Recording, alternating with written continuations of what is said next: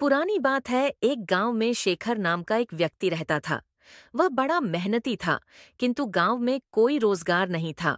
उसने सोचा कि शहर चला जाता हूँ, वहां मुझे मेरी योग्यता अनुसार मेहनत के पैसे मिल जाएंगे। यह सोचकर शेखर एक दिन अपने गांव से शहर की ओर चल दिया। शहर बहुत दूर था। चलते चलते शेखर थक चुका था।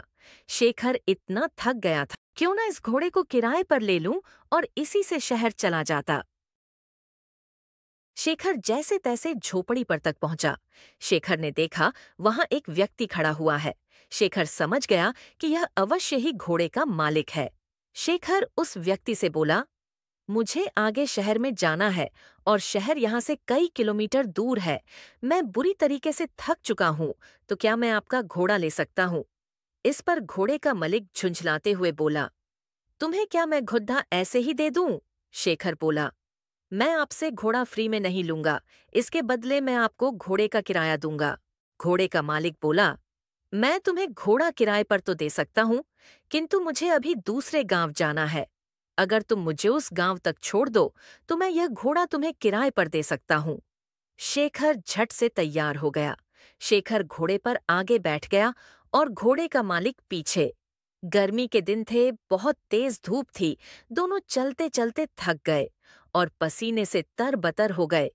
शेखर बोला, बहुत तेज गर्मी है और थकान भी बहुत हो रही है, कहीं थोड़ी देर आराम कर लिया जाए। दोनों ने इधर उधर देखा, किंतु कहीं भी कोई पेड़ नहीं दिखा।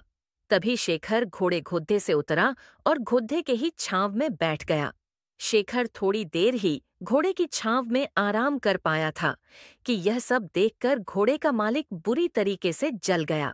घोड़े का मालिक बोला, मैंने तुम्हें घोड़ा किराए पर दिया है, उसकी छाया किराए पर नहीं दी।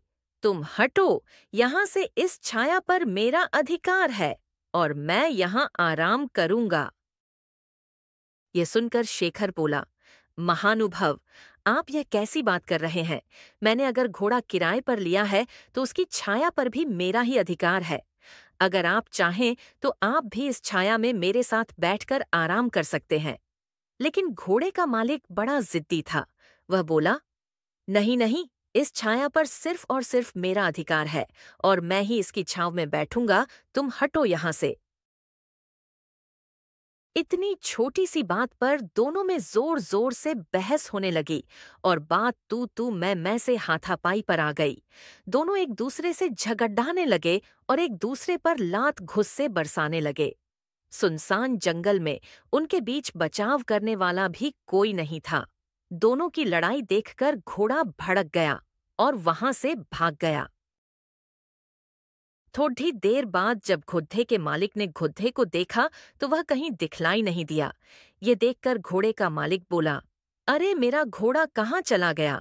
वह तो अभी नया है। उसने ठीक से घर भी नहीं देखा।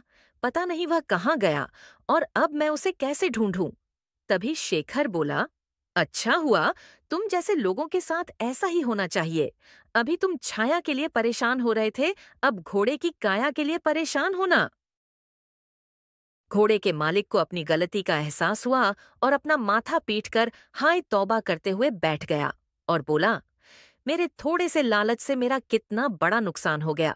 मुझे अपनी करनी का फल मिल गया। घोड़े की छाया के लोभ के कारण घोड़े की काया से भी हाथ धो बैठा। शिक्षा। इस कहानी से हमें शिक्षा मिलती है कि लालच बुरी बला है और कभी-कभी छोटे से लोभ के कारण बड़ा नुकसान उठाना पड़ सकता है।